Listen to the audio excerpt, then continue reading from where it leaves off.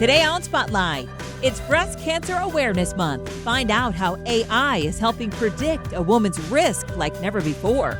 Plus, a St. Louis reformer. She wasn't just shaping playgrounds, she was shaping St. Louis. And then the St. Louis Zoo has something most zoos don't. Why this rare herd is changing history. But first, decades of innovation in one groundbreaking exhibition. It's Sunday, and you're watching the multiple Emmy Award-winning Spotlight.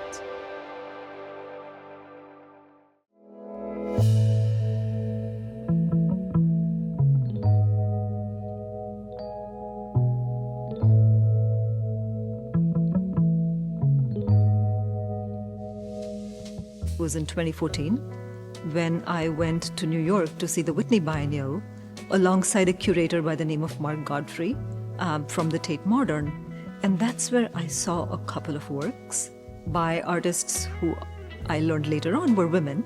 But these works were over 10 feet tall. One was 12 feet, muscular, gritty, and one had sort of these elements of humor in them. And I thought, how amazing that these women are using humor and kitsch in their work, and how confident they are. And I thought, these artists are truly the best today, and how come the world's not appreciating them as such?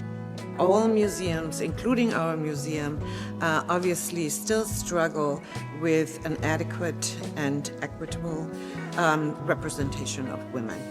I cannot say that we are there in any way. If you really look to the history until the late 1960s, 70s, we barely have women artists in the collection.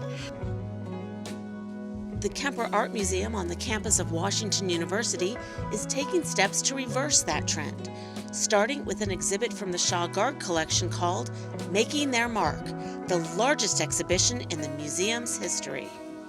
And we're showing 82 artworks by 70 women artists, and those works were created over a time span of 79 years.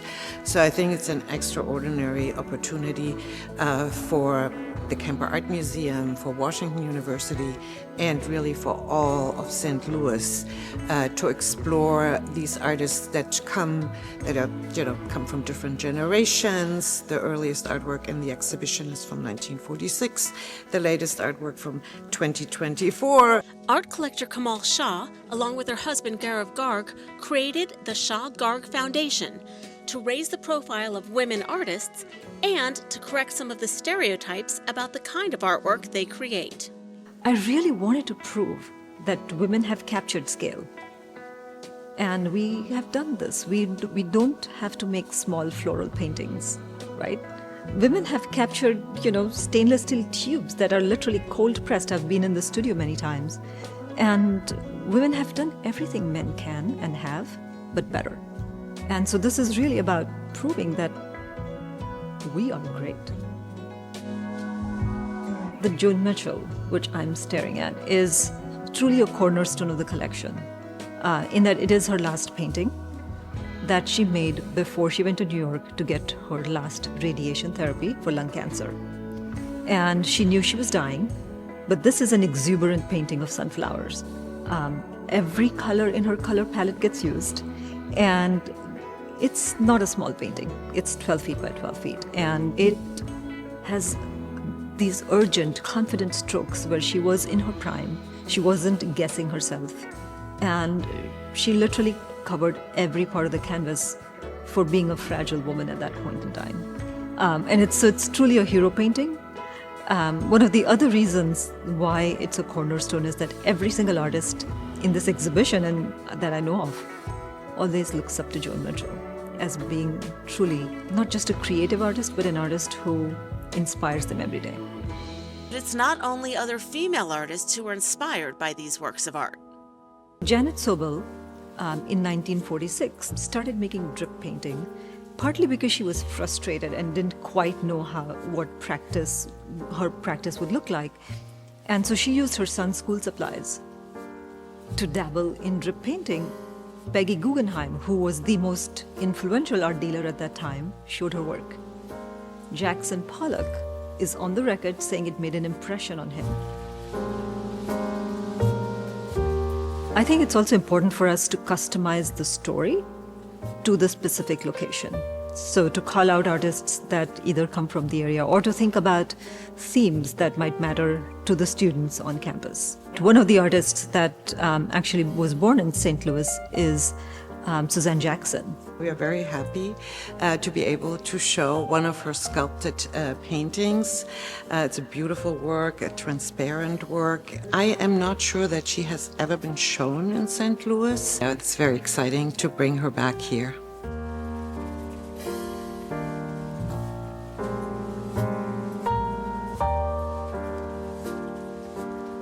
Wherever it might be in New York, on the West Coast, yet now here in St. Louis, so that more and more people really become aware of the extraordinary accomplishments of women artists in the 20th century.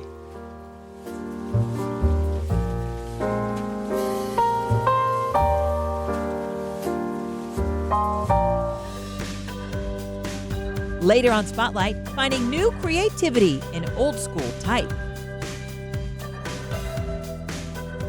Imagine getting a mammogram today that would basically predict the results of what future mammograms would be and what a radiologist would see. If you could give somebody the gift of saying, you've got 5 more years, and then the next year, you've got 5 more years. Dr. Debbie Bennett is a breast radiologist at Siteman Cancer Center and section chief of breast imaging at Washington University School of Medicine in St. Louis. The anxiety that is caused by knowing that, okay, at some point in the years remaining to me, there's a high chance that I'm going to develop breast cancer, but not knowing what year that's going to be is really difficult. People come in here, and every time they're here, they are waiting for the other shoe to drop. Every year, they think, this is the year that I'm going to get breast cancer. Bennett is leading a new clinical trial to help advance groundbreaking breast cancer risk prediction technology developed at WashU Medicine by this research team, Dr. Graham Kolditz and Dr. Joy Jang. Women with family history may be at high risk for lifetime risk, which is a metric that is being used right now in clinic. But we don't know how long we're going to live, really. So looking at a lifetime risk doesn't really make much sense. But looking at a 5-year risk, you can actually see that horizon, right? That's 5 years from today.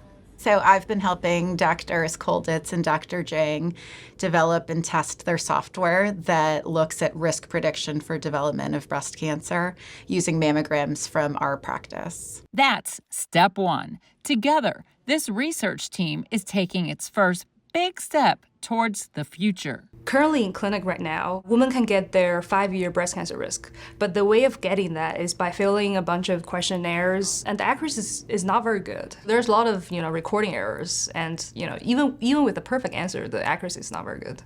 So our invention really comes in when the woman takes the mammogram, and then the risk is generated automatically just using the images alone. The researchers developed new technology that harnesses AI. The AI-based technology analyzes mammograms and improves the accuracy of predicting a woman's personalized 5-year risk of developing breast cancer. As soon as a woman gets the mammogram taken, the 5-year risk can be generated automatically. And by having that summary and then including how that's changing over time once there are repeated images, your AI is better than a radiologist's eye. The system has already been trained on past mammograms from tens of thousands of individuals at Siteman Cancer Center. The model is trained using these mammograms collected in-house. We've done several validations on global scale to test the generalizability of our model, and our tool can achieve up to 85% of accuracy. It's over twice as more accurate compared to the questionnaires alone. I'll call it a giant leap forward towards personalized prevention strategies, that accuracy. Millions of bits of data from the mammogram, we get a much richer summary of the breast tissues than a 4-point scale on density. In the summer of 2025, another milestone. The technology received breakthrough device designation from the FDA. And what that means is that the FDA will work with us together to fast track and to help us to, get through the approval process. So after that, this tool will be available in clinic, and so women can use it to understand her 5-year risk. Identify those at high risk who might benefit from additional prevention strategies, and ideally, we'd identify low-risk women who may need less intensive screening, less frequent screening. The researchers say the plan would be for the technology to be introduced into the clinics in the summer of 2026. Dr. Bennett says one day AI models may improve, giving that very beneficial lifetime risk. To more accurately be able to say to somebody, yes, it's very likely that you're going to develop breast cancer at some point over your life. We need to manage that. And the chance that you're going to develop it in the next 5 years is not any higher than an average risk person. Keep going, just go live your life, I think means a lot to a lot of our patients. HEC Media. Recognized, celebrated, honored time and again for excellence in the industry. Find all of the award-winning content at hecmedia.org. History Spotlight, brought to you by HEC Media and the Missouri Historical Society. Hello, I'm Dr. Jody Sowell, President of the Missouri Historical Society in St. Louis, and this is History Spotlight. One St. Louis reformer wasn't just shaping playgrounds, she was shaping a city. Early childhood and family program manager Courtney Baxter Annis tells the story of how Charlotte Rumbold left a mark on the city. Playgrounds can bring back warm childhood memories, or at least the memory of a skinned knee from an adventurous attempt at monkey bars. Today, playgrounds are a lot safer and increasingly accessible for children of all abilities. But at the turn of the century, playgrounds were a novel concept. For progressive era reformer in St. Louis and Charlotte Rumbold, playgrounds in St. Louis were much more than child's play. By the early 1900s, influential educational theorists such as Friedrich Froebel, father of kindergarten, and later John Dewey, saw play and playgrounds as vital to physical, mental, and social development of children. Playgrounds began popping up more, and at the 1904 World's Fair in St. Louis, a model playground was featured with children of many nations playing together. By 1906, the playground movement was established, and in the next year, Charlotte Rumbold became Superintendent of Parks and Recreation in St. Louis. In St. Louis, like most American cities, many spent what free time they had playing in the street. Working class homes were tenements or slums, so playing inside was unlikely. Green space was limited.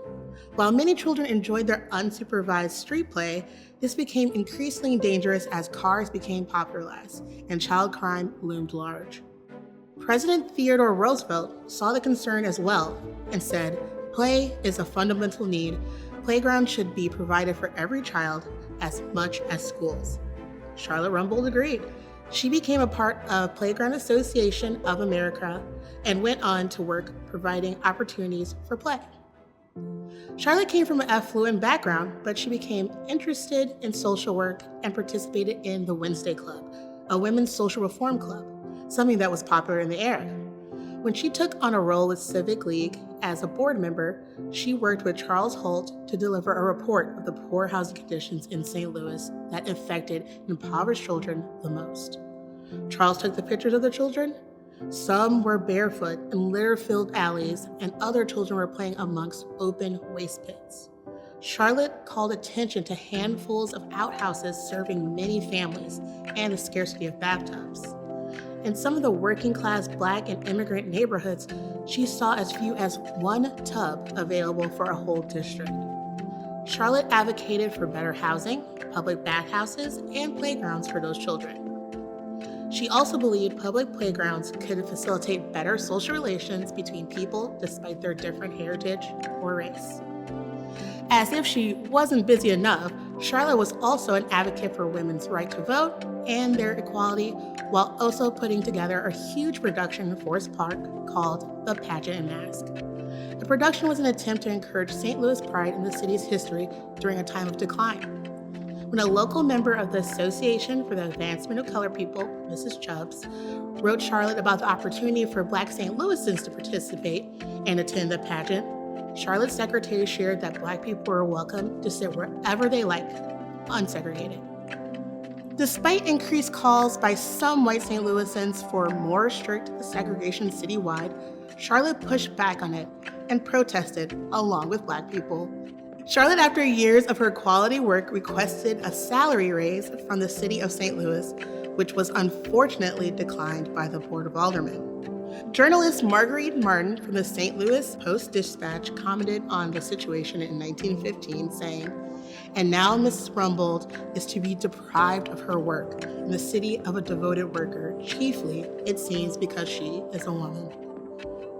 Charlotte took her talents and moved on to urban planning in Cleveland, Ohio, but her positive impact on St. Louis remained.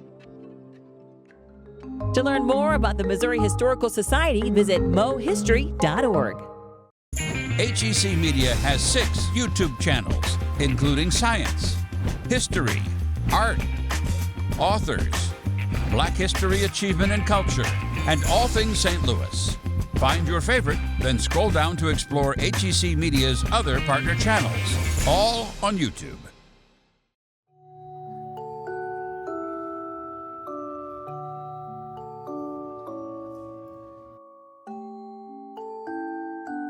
In November 23rd last year, so 2024, we welcomed baby Jet into our herd of elephants, so really excited about that. He was the first elephant born here at the St. Louis Zoo through artificial insemination. We have a multi-generational herd of elephants here at the St. Louis Zoo. Pearl is our oldest in our generation, and then her son is Raja, and Jade is the next generation after that, and she is the mom of Jet. So that's 4 generations. We have Jet with mom and his auntie C. He loves them both dearly and kind of splits his time pretty equally between them. Though C is not actually related. She is just a favored elephant in the herd. It is the best for elephant welfare for them to have as natural a life as possible. And that's what they do in the wild, is they have multi-generational herds of females that travel along together, and that's what we have here. So we're extremely lucky. The process for artificial insemination is really one of my favorite things to talk about because it highlights our collaboration among zoos across the country. So we partnered with the Denver Zoo Conservation Alliance. They have a group, bachelor herd of males. We let them know when we were expecting Jade to be ready. And that morning, they collected a sample from Jake, got it on a plane, got it to us, and that very afternoon we did a procedure with Jade that she was fully participatory in. It was her choice, and the rest is history.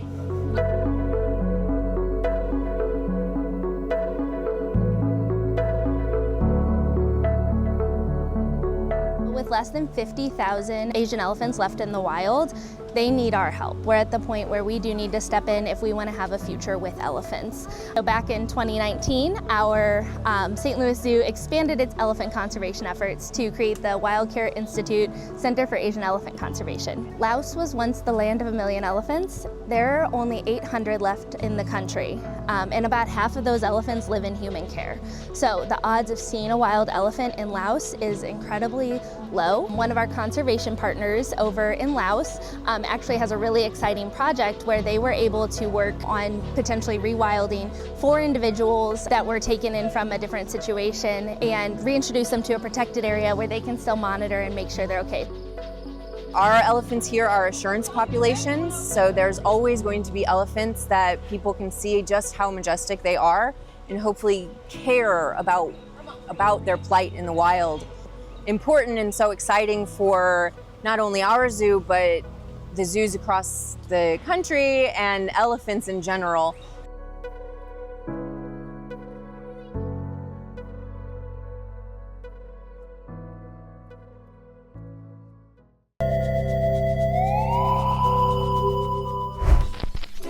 The Missouri Waltz was adopted as the official state song of Missouri on June 30th, 1949.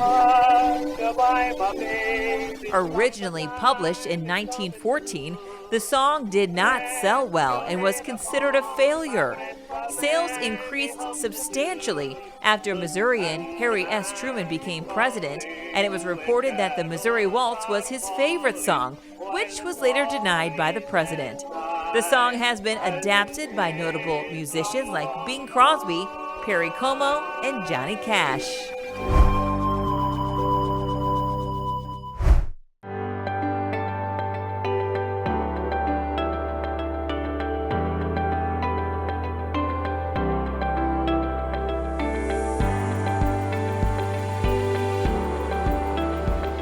The light on the wet ink, the sound that the brayer makes when it's putting the ink on type, and then the impression that the paper makes onto that type leaves a tactile impression on the paper.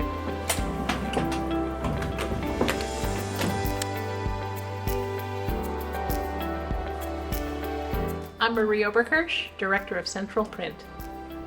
The smell of the ink in the room when you open the door, you know that you're in a creative space. Once the ink is applied to the text, the paper's put face down, and you roll the impression cylinder across. And it doesn't look like much until you peel that paper up and reveal the transfer of ink to paper, and it's miraculous. You can set wood type boldly, just 4 letters, put some ink on, and make your statement. Or you can set a poem with an 8-point typeface that's pretty meticulously set. I remember growing up in the 70s, and I'd open up a newspaper. I could smell the ink. That day of paper and ink seems to be fleeting, but a lot of the equipment and technology is still relevant today. So we acquire equipment that needs preservation and conservation, and then we make it accessible to printers and artisans who'd like to use it. You'll see in a lot of movie trailers and things type that's been distressed to look old, like maybe in an old Western film clip. And what you'll find here in the shop is how that type really is distressed. The scratches that are from a ring that somebody might have been wearing, or a crush mark if somebody stacked another font on top of it, or a crack in the wood. But I think even more fun to think about is the kerning process and the attention to detail that you can have when you're actually handling each type, character, and letter form. There are thin pieces of metal that you can put in between. Leading is something that you might use in your computer program, but here it's a literal piece of lead, and it comes in various thicknesses, and you can cut it to size. And even beyond that, there are coppers and brasses that are thinner, brasses being a little thicker than coppers, so you can get super fine. We do have the collection of the Lebanon Advertiser here that was all newspaper typesetting equipment, so large fonts for headlines. So if you want some bigger metal types, you can find them here.